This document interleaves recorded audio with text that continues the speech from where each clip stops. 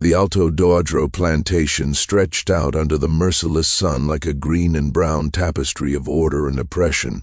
At its heart stood the grand casa, white walls gleaming, while further down the slope, hidden by a line of ancient mango trees, crouched the slave quarters rows of low mud-brick huts with thatched roofs. Clara felt the weight of the day in every muscle as she carried the heavy basket of laundry from the big house back toward the washing stones by the river. The scent of jasmine from the garden mixed with the ever-present smell of earth, sweat, and burning sugarcane. At 19, she had known no other life. Her world was defined by borders, the edge of the fields, the door of the kitchen, the unspoken line between the yard of the big house and the path to the quarters. She was about to turn down the shaded path when a voice stopped her, Clara. The voice was soft, but it carried. She turned, balancing the basket on her hip. Senor Vicente stood on the veranda, a ledger book in his hand. At 25, he was the heir to Alto Doadro, a man groomed for command but with a restless shadow in his eyes that set him apart from his iron-willed father, now 2 years in the grave. "Yes, senor?" she said, eyes lowered, the practiced response of a lifetime. "The linens from the guest room, were they included?" "My sister mentioned a missing coverlet. They are here, senor. I will see to them first." He descended the steps. He didn't need to. He could have given the order from the shade. He approached, and Clara held her breath. The space around the masters was a kind of vacuum. Their presence demanded stillness. He stopped an arm's length away. "Let me see." She lowered the basket. As she bent to pull back the cloth covering the clean laundry, her hand brushed against his where he had reached to help steady the basket. A spark, a current. It was nothing physical, and yet it was everything. Her skin flared as if touched by a live coal. She snatched her hand back, her eyes flying to his in shock before she could remember her place. His hand had frozen too.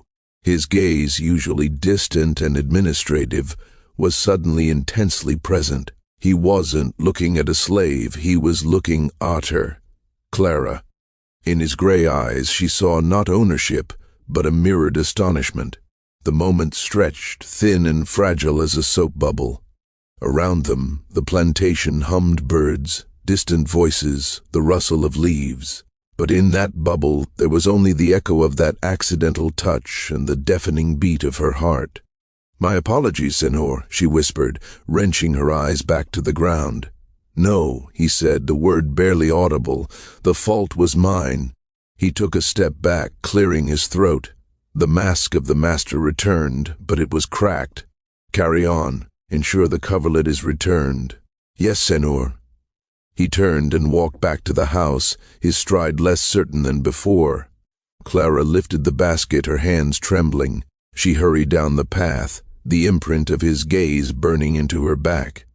That night, in the cramped, smoky darkness of the women's hut, the touch haunted her. As the other women breathed in the rhythm of exhausted sleep, Clara lay awake, staring at the thatch. She passed her mother's old rosary beads through her fingers, a whispered prayer on her lips. "Ave Maria, Chea de Graca." But the prayer felt hollow.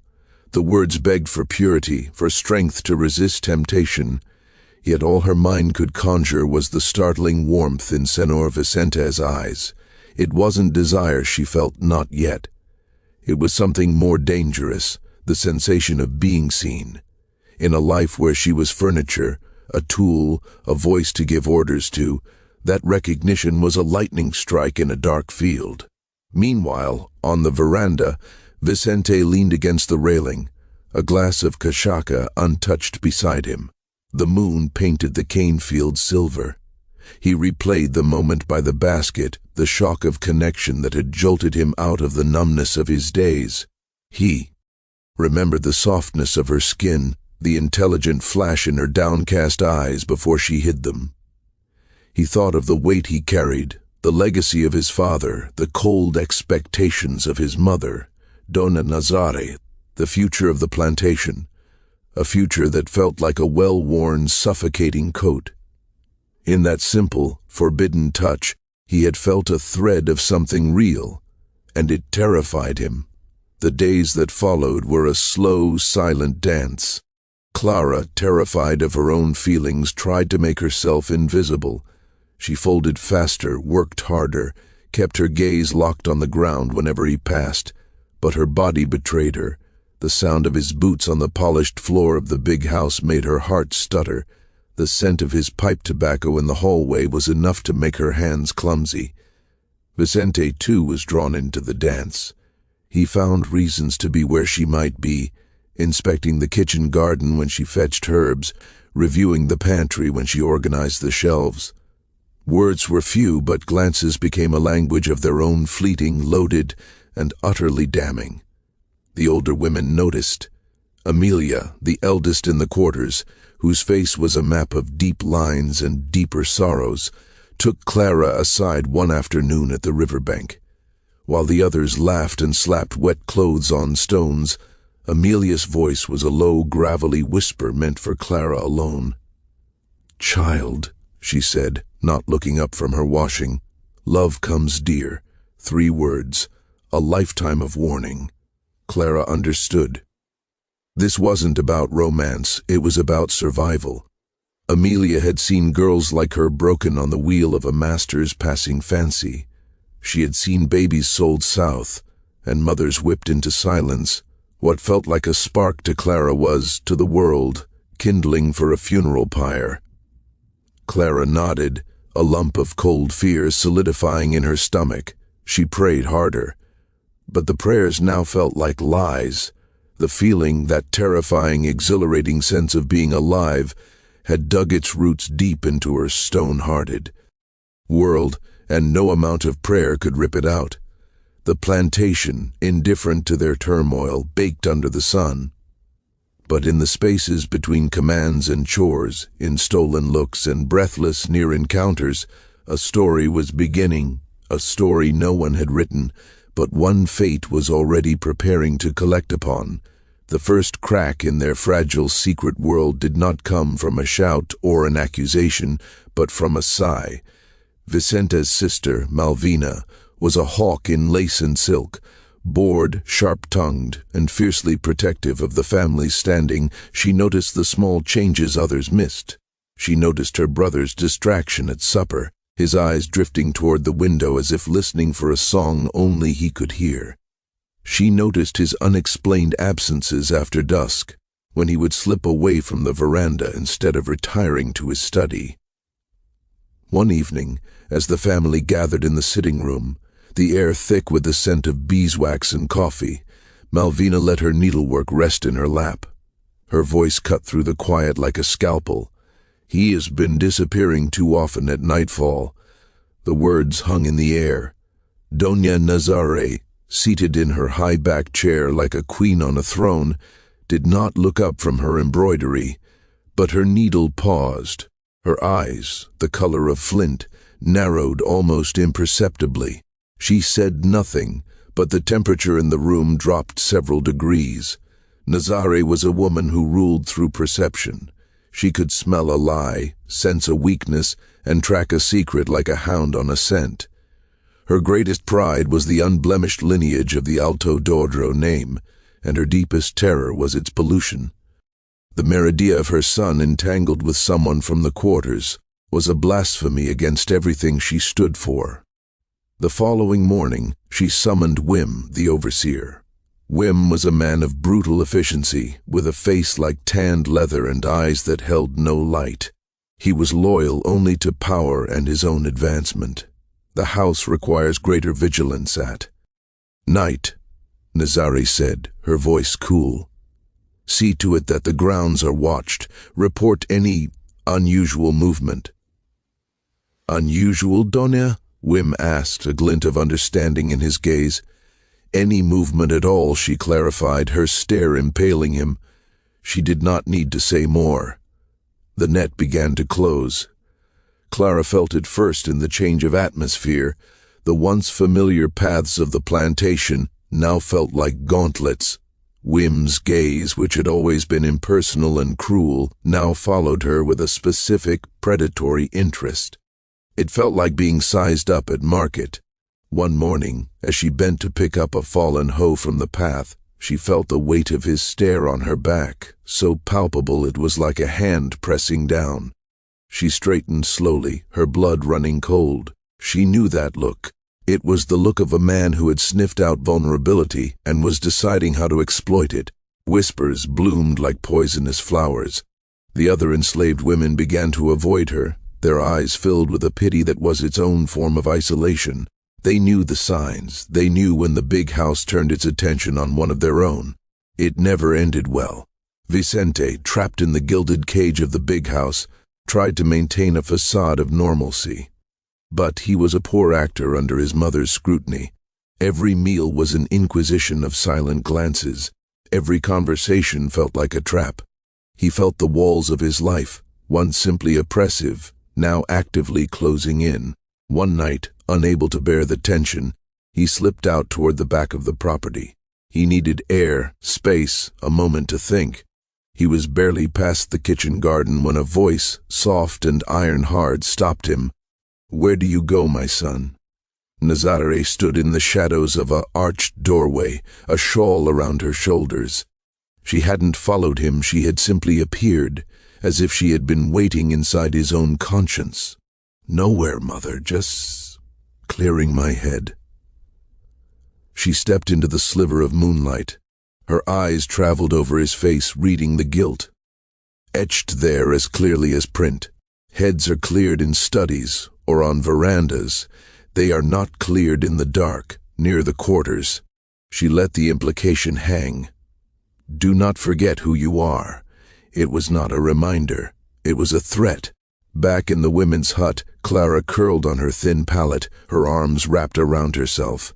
The fear was a living thing inside her now, coiling around her heart.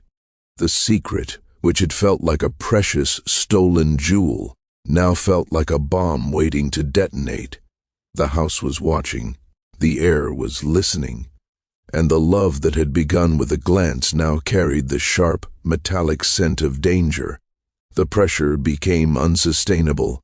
Wim's leering presence was a constant threat, and Vicente saw the terror in Clara's eyes whenever their paths crossed.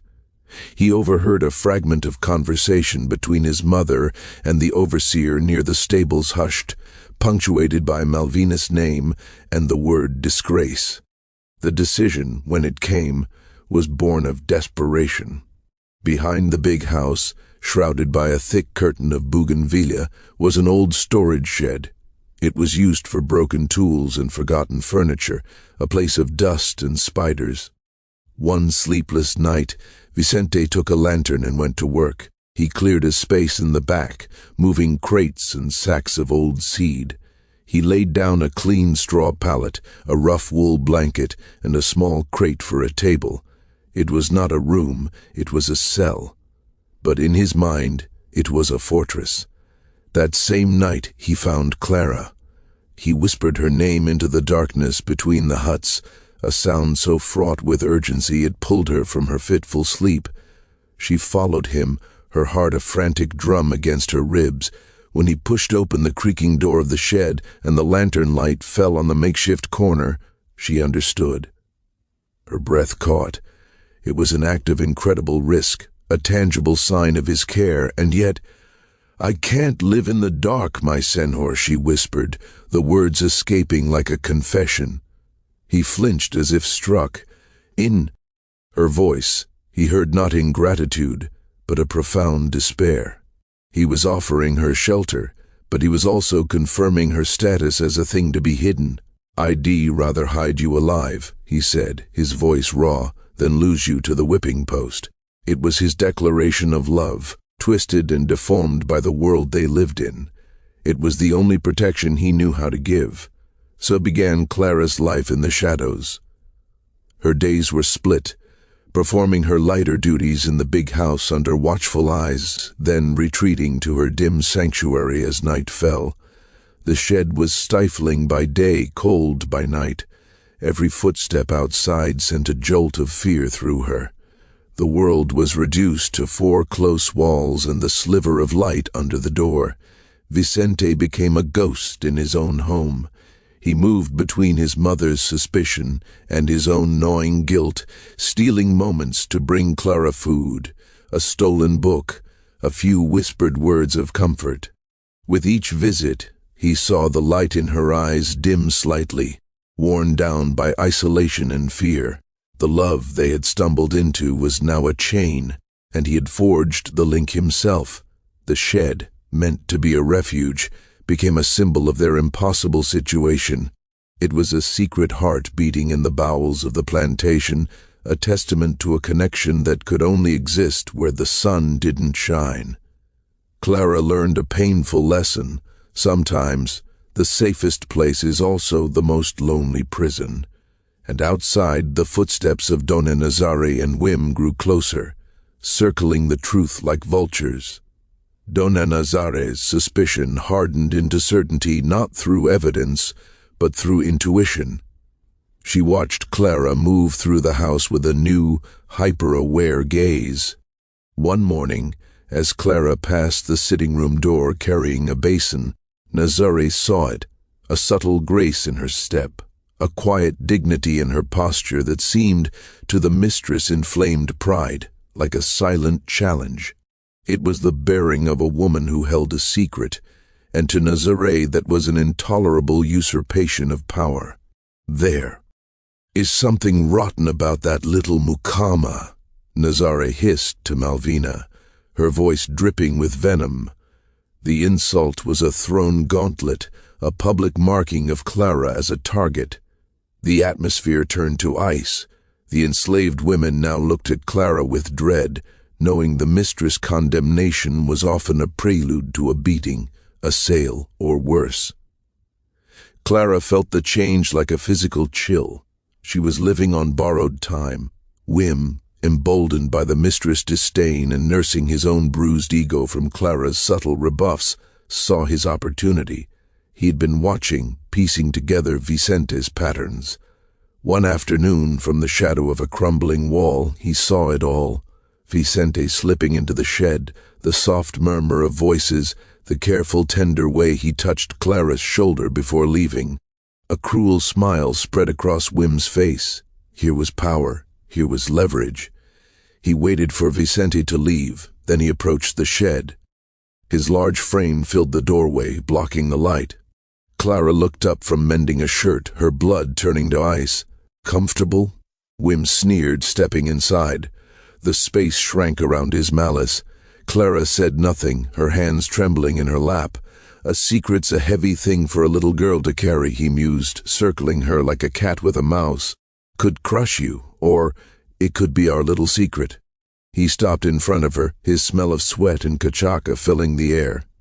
"In exchange for your cooperation, when I want it." The meaning was horrifyingly clear. Blackmail. Her body was the price for his silence.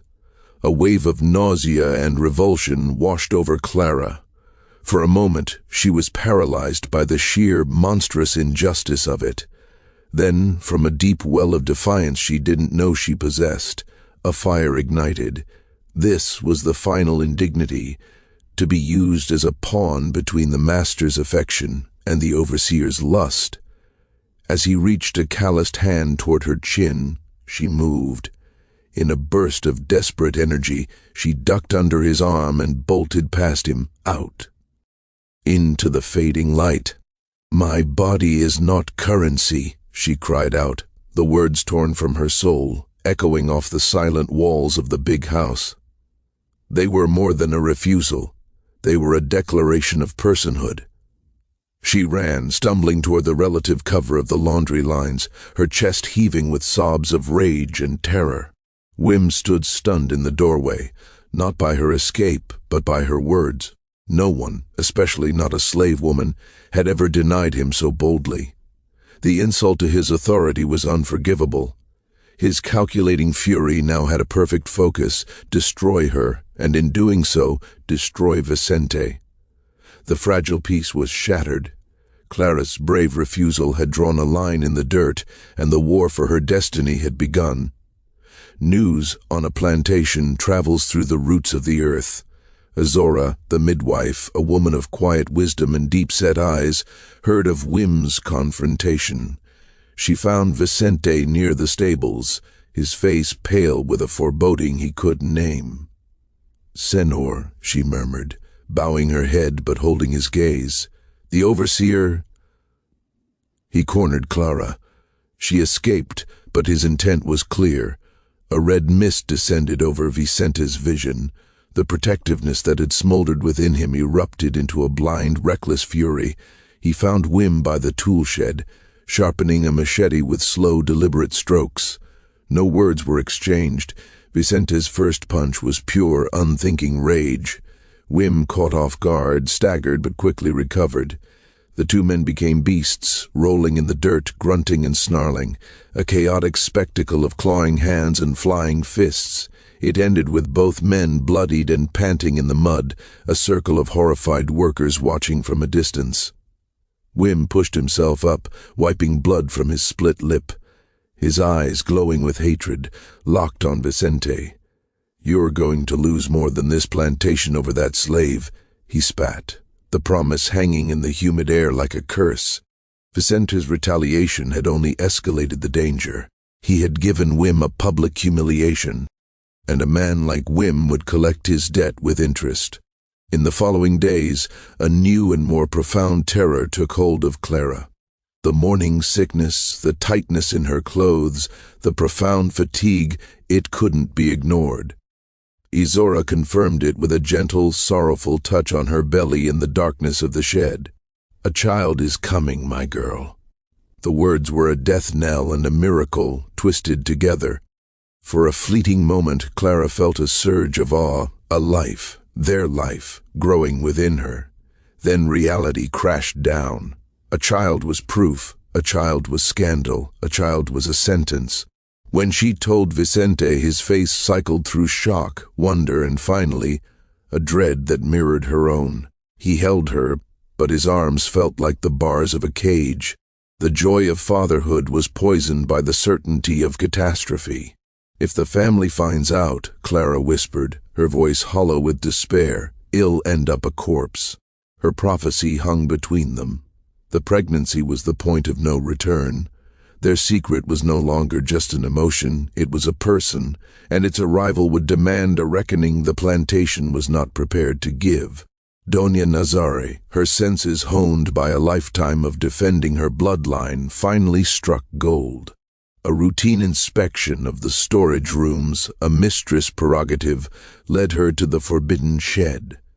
She pushed open the door, and the stale, intimate air told her everything. And there, caught on a nail, was Vicente's monogrammed handkerchief. It was the final, undeniable proof. She stood in the doorway, the scrap of linen trembling in her hand, her pride shattering into cold, hard fury. That night she confronted her son in the grand salon, holding the handkerchief aloft like a battle standard. "You have dishonored the family blood," she declared, her voice trembling not with grief, but with rage. "You have mixed what is pure with filth." Vicente's arguments, his pleas, were met with a wall of icy resolve. Nazare had already decided. The stain would be removed. Clara would be sold immediately, and far away. The child, if it lived, would be dealt with. Tradition would be preserved, even if it required an act of monstrous cruelty. The decision was made. The wheels of the market were set in motion. Clara's time at Alto Dodro was now measured in hours. Elara, with her network of whispers, learned of the sale. She rushed to the shed in the dead of night, her face ashen. "You must go. Now." Before dawn, panic and instinct took over. There was no time for farewells, for planning. Izora pressed a small bundle of food and a worn scapular into Clara's hands. The path was the old one, the escape route whispered about in legends through the forest, following the creek north. Clara fled, her pregnant body heavy and clumsy with fear.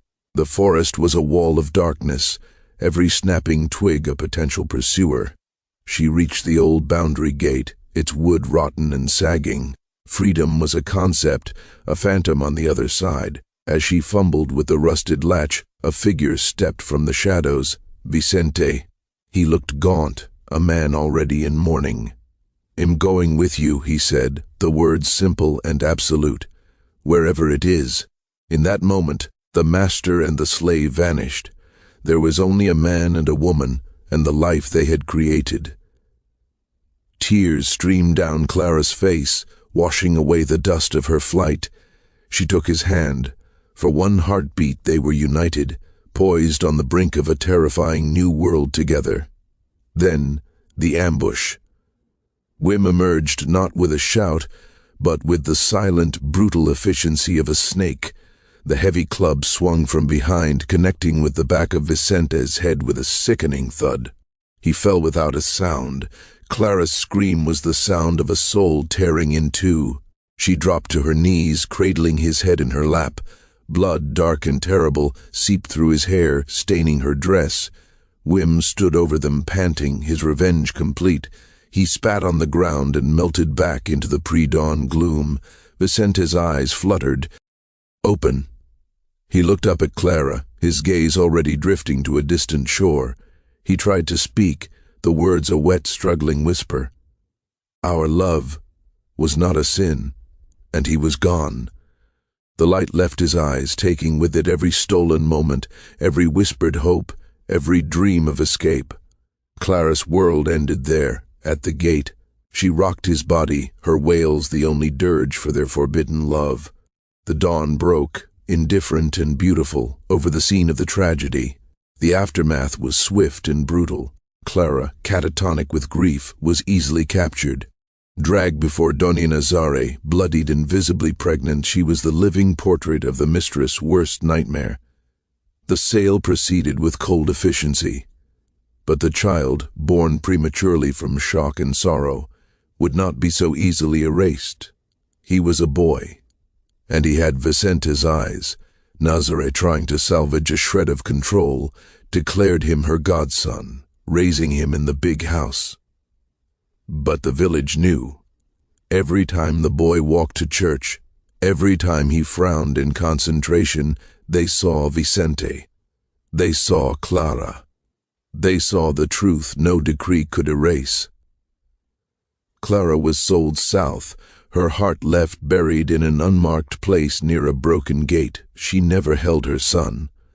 The last thing she saw of Alto Doadro was the silhouette of the big house against a bleeding sunset, and the tiny crying figure of a wet nurse carrying her child inside.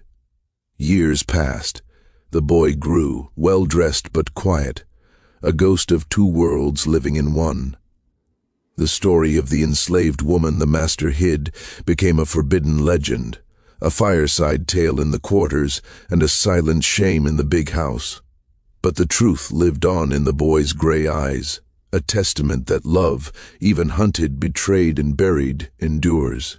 It endures in memory, in legacy, and in the unyielding eyes of the next generation, forever asking the question the world was too afraid to answer.